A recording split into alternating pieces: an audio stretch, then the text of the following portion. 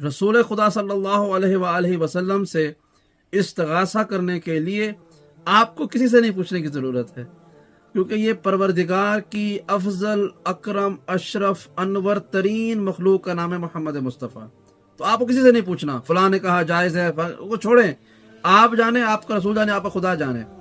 تو استغاثہ رسول کیسے کرنا ہے؟ بڑا آسان سا طریقہ ہے۔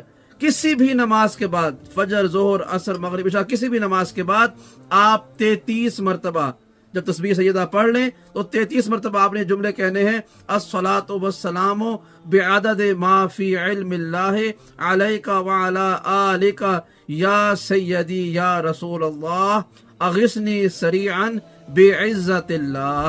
جب یہ جملے کہیں گے، پروردگار اپنی عزت کے صدقے میں محمد مصطفیٰ کے وسیلہ قبول کرے گا، آپ کی حاجت قبول ہو جائے گی۔